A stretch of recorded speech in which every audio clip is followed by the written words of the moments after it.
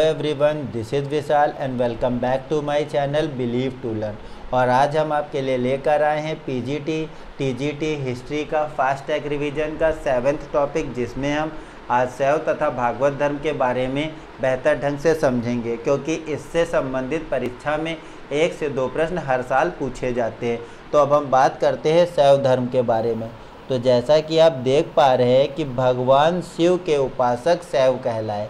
अगर हम बात करते हैं 6ठी शताब्दी ईसा पूर्व की, जिसे धार्मिक आंदोलन के काल के तौर पर या महाजनपद काल के तौर पर जाना जाता है, तो उस समय कई धार्मिक परिवर्तन आपको देखने को मिले, जैसे बौद्ध धर्म के रूप में, जैन धर्म के रूप में, शैव धर्म के रूप में, भागवत धर्म के रूप में, वैष्णव धर्म के रूप में। तो हम बात करते हैं सबसे पहले शैव धर्म के बारे में। तो भगवान शिव के उपासक जो है वो शैव कहलाए, ये बात आपको पता होनी चाहिए। इससे संबंधित धर्म को शैव धर्म कहा गया। क्या कहा गया? शैव धर्म कहा गया। यह भारत का प्राचीनतम धर्म है। इसे भारत का सबसे प्राचीनतम धर्म माना गया या सबसे प्राचीन धर्म माना गया। आपको बताना होगा कि जो ऋग वैदिक काल था, या अगर हम बात करते हैं उससे भी पहले सिंधु घाटी सभ्यता की अगर हम बात कर लेते हैं 2500 ईस्वी पूर्व से लेकर के 1500 ईस्वी पूर्व तक, तो उस समय भगवान शिव की उपासना के साक्ष्य कहाँ से मिले हैं या उनके जो लिंग स्वरूप हैं उसके साक्ष्य कहाँ से प्राप्त हुए हैं। और अगर हम बात करते हैं वैदिक काल की, जिसको 2 भागों में विभाजित किया गया है, ऋग वैदिक काल और उत्तर वैदिक काल। तो ऋग वैदिक काल की अगर हम बात करें तो वहाँ पर आपको कहाँ से भगवान शिव की उपासना के साक्ष्य मिलते हैं, और साथ ही साथ उत्तर वैदिक काल में आपको कहाँ से भगवान शिव के बारे में साक्ष्य की प्राप्ति होती है। तो ये आपको कमेंट सेक्शन में जाकर बताना है। अब हम और आगे बात कर लेते हैं कि जो शैव धर्म है वो भारत का सबसे प्राचीनतम धर्म है। ये बात आपको दिमाग में बैठा लेनी है। इसकी प्राचीनता आदि ऐतिहासिक सिंधु सभ्यता तक जानी जाती है। अभी मैंने बात करी कब, तो 2500 ईसा पूर्व से लेकर के 2500 ईसा पूर्व से लेकर के कहाँ तक की बात हो रही है? बात हो रही है 1500 ईसा पूर्व तक। ये है आपकी क्या? सिंधु घाटी सभ्यता। और फिर हम वैदिक सभ्यता की बात करें तो वहाँ पर भी आपको शैव धर्म के साक्ष्य देखने को मिल जाएंगे। तो साथ ही साथ मैं आपको और एक इम्पॉर्टेंट पॉइंट बता देता हूँ, क्योंकि मार्शल ने मोहनजोदाड़ो से प्राप्त एक मुद्रा पर अंकित मूर्ति को शिव का प्रारंभिक रूप सिद्ध किया है। क्या किया है? तो जो प्रोफेसर मार्शल थे, जिन्होंने खोज निकाला था मोहनजोदाड़ो की एक मुद्रा पर अंकित मूर्ति, जिसको उन्होंने किसके रूप में सिद्ध किया है या प्रमाणित किया है? तो भगवान शिव के रूप में क्या है? उसे प्रारंभिक शिव का रूप माना है, प्रूफ किया है या सिद्ध किया है। तो ये बात आपको दिमाग में बैठा लेनी।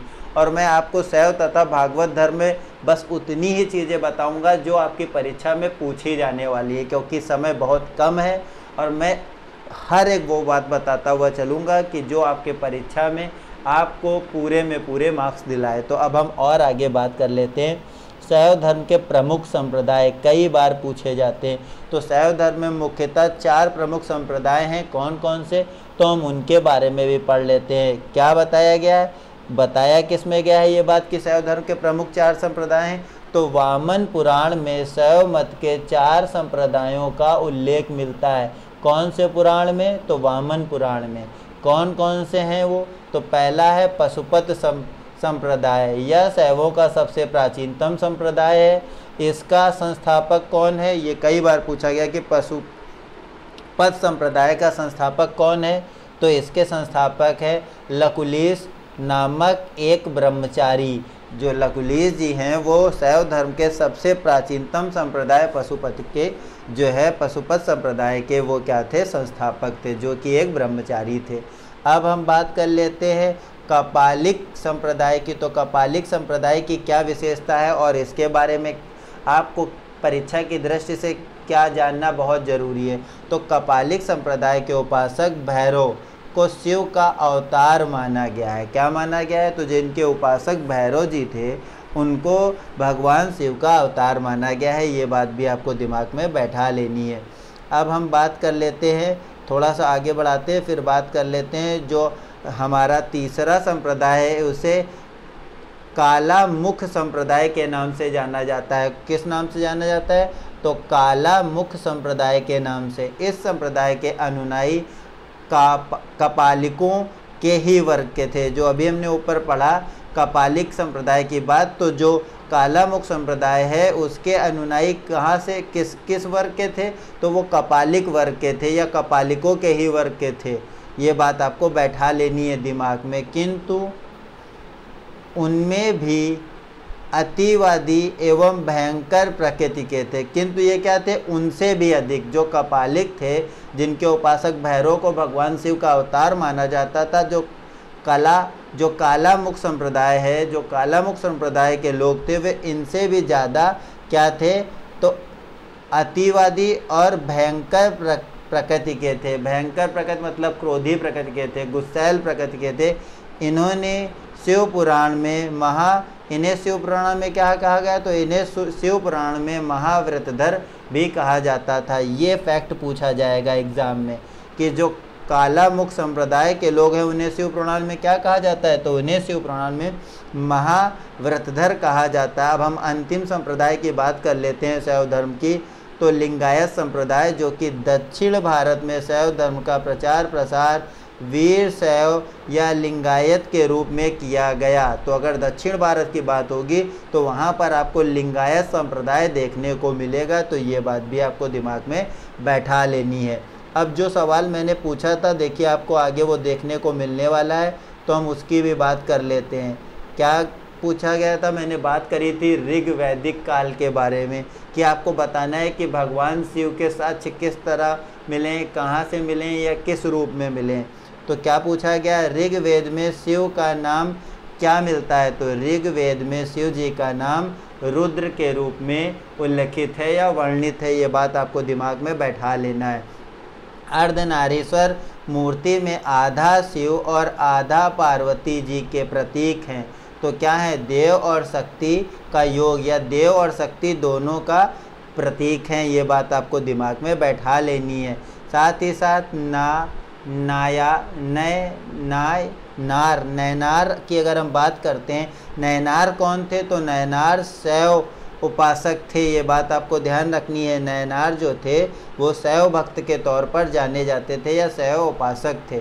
तो इनकी क्या विशेषता, शिव की उपासना करने वाले शिव भक्त नयनार कहलाए। क्या कहलाए, तो नयनार कहलाए। ये बात आपको ध्यान रखना है कि शिव की उपासना करने वाले जो शिव भक्त थे वो क्या कहलाए, तो नयनार कहलाए। अब हम बात कर लेते हैं भागवत धर्म के बारे में। इससे संबंधित कुछ छोटी बातें हैं, उनको मैं आपको बता देता हूँ।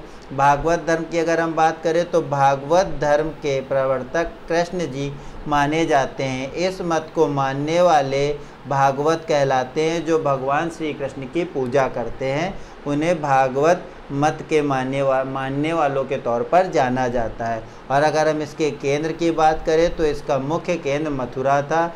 ये बात आपको नोट कर लेनी है। विष्णु के किस अवतार को सागर से पृथ्वी का उद्धार करते हुए अंकित किया गया, तो वो कौन सा है, वराह अवतार। ये बात आपको दिमाग में बैठा लेनी है, कई बार एग्ज़ाम में पूछा गया है। अब हम आते हैं थोड़े से और कुछ बातें हैं 2 और 3, तो वो भी मैं आपको बता देता हूँ क्योंकि वो कई बार पूछी गई। अब अगर हम भगवान विष्णु के अवतारों की बात कर लें तो भगवान विष्णु के 10 अवतारों की बात की गई है। वो कौन कौन से हैं, तो भगवान विष्णु के 10 अवतार, पहला है मत्स्य अवतार। अगर हम दूसरे अवतार की बात करें तो कूर्म अवतार, फिर वराह अवतार, फिर नरसिंह अवतार, फिर वामन अवतार, फिर परशुराम अवतार, फिर राम अवतार, फिर कृष्ण अवतार, फिर बुद्ध अवतार। भगवान बुद्ध को भी भगवान विष्णु का अवतार माना गया है। और अंतिम की अगर हम बात करें तो कल्कि या कलयुगी अवतार के तौर पर जाने जाएंगे। तो ये बात भी आपको पता होनी चाहिए। अब हम बात कर लेते हैं कि थोड़ा सा और जूम इन करता हूँ ताकि आपको चीज़ दिख जाए। सुखदेव कृष्ण की पूजा सर्वप्रथम किसने प्रारंभ की थी, सुखदेव की बजाय यहाँ होगा वासुदेव कृष्ण की पूजा सर्वप्रथम किसने प्रारंभ की थी। तो वासुदेव कृष्ण जी की जो सर्वप्रथम पूजा है वो वैदिक आर्यों के द्वारा प्रारंभ की गई थी। अब आपको बताना है कि अलग अलग इतिहासकारों ने आर्यों का मुख्य निवास स्थान क्या बताया है और आपको ये भी बताना है कि आर्यों ने भारत में सर्वप्रथम कहाँ पर निवास किया। साथ ही साथ आपको ये बताना है कि आर्य की जो सभ्यता है, जिसे हम लोग वैदिक सभ्यता कहते हैं, उसको और अन्य किन नामों से जाना जाता है। अब हम बात कर लेते हैं हेलियोडोरस के बारे में। कई बार ये पूछा गया एग्ज़ाम में। अगर हम बात करें हेलियोडोरस का बेस नगर अभिलेख संदर्भित है तो किसको है? वासुदेव श्री कृष्ण जी को। ये बात आपको दिमाग में बैठा लेनी है। साथ ही साथ इसमें एक और इम्पॉर्टेंट पॉइंट है कि तक्षशिला के यवन राजदूत हेलियोडोरस ने भागवत धर्म ग्रहण किया था और तभी उसने क्या किया था? बेस नगर अभिलेख का निर्माण करवाया था या उसे संदर्भित करवाया था। और उसमें किसके बारे में बात की गई है? तो भगवान श्री कृष्ण या वासुदेव के बारे में बात की गई है। अब हम बात कर लेते हैं भागवत संप्रदाय में भक्ति के रूपों की संख्या कितनी है? तो भक्ति के रूपों की संख्या भागवत संप्रदाय में 9 है। अंतिम में कुछ बातें मैं अपने पास से बताना चाहूँगा। अगर हम बात करें कि प्राचीन भारत के 6 प्रमुख दर्शन कौन थे, तो मैंने आपको वैदिक काल में हर एक दर्शन के बारे में बताया है, फिर भी मैं आपको उनके नामों को एक बार पुनः बता देता हूँ। तो वो कौन कौन से दर्शन थे? अगर हम बात करते हैं तो सबसे पहले अगर हम सबसे प्रमुख दर्शन की बात करें तो सांख्य दर्शन, ये आपको पता होना चाहिए, कई बार पूछा गया है। अगर आप ये नहीं याद रखेंगे तो परीक्षा में आपको इससे संबंधित जितने सवाल हैं वो गलत हो सकते हैं। सबसे पहला कौन सा है? सांख्य दर्शन, जिसके प्रवर्तक कौन है? तो कपिल मुनि। अगर हम न्याय दर्शन की बात करें तो अच्छपाद गौतम जी इसके जो थे वो प्रवर्तक थे। अगर हम तीसरे दर्शन की बात करें तो चारवाक दर्शन के प्रवर्तक भी चारवाक जी ही थे। अगर हम योग दर्शन की बात करें तो योग दर्शन के जो प्रवर्तक हैं वो पतंजलि जी हैं। अगर हम पूर्व मीमांसा की बात करें तो पूर्व मीमांसा दर्शन के जो प्रवर्तक हैं वो जैमिनी जी हैं। अगर हम उत्तर मीमांसा की बात करें तो बाद रायण जी जो है इसके प्रवर्तक है। और हम अगर अंतिम वैशेषिक दर्शन की बात करें तो इनके प्रवर्तक कणाद या लूक जी को माना जाता है। तो ये बात भी आपको ध्यान रखनी है। और मैं आपको केवल उतनी बातें बताते हुए चल रहा हूँ जिससे जो आपकी परीक्षा में सीधे सीधे प्रश्न बनाकर पूछ लिए जाएंगे। और मेरा प्रयास ये है कि मैं आपको कंटेंट बेहतर से बेहतर ला कर दूँ।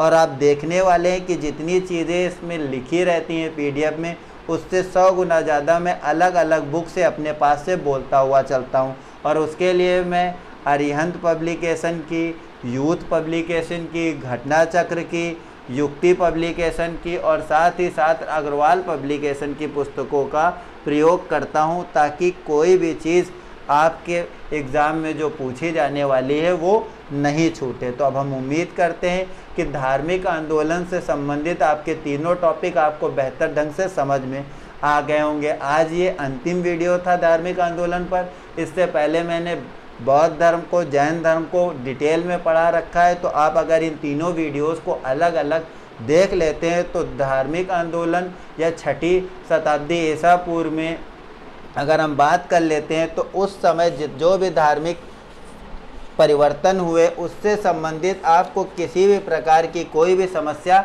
एग्ज़ाम में देखने को नहीं मिलेगी। ये बात आपको दिमाग में बैठा लेनी है। अगर आपको मेरा ये वीडियो अच्छा लगा हो, चीज़ें समझ में आई हों, तो आप इसे ज़्यादा से ज़्यादा शेयर करें ताकि दूसरे लोग भी इसका लाभ उठा सकें।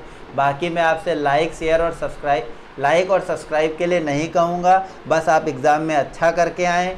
और हमारी संस्था का आपसे विनम्र निवेदन है कि जो लोग अशिक्षित हैं या जो पढ़ नहीं पा रहे हैं या जो पढ़ना चाहते हैं, उनके पास सुविधाएं नहीं हैं, मैं आपसे हाथ जोड़कर विनम्र निवेदन करता हूं कि आप उनकी मदद करें और मदद के लिए आगे बढ़ें। बस इसी के साथ मैं अपने वीडियो को समाप्त करता हूं। धन्यवाद।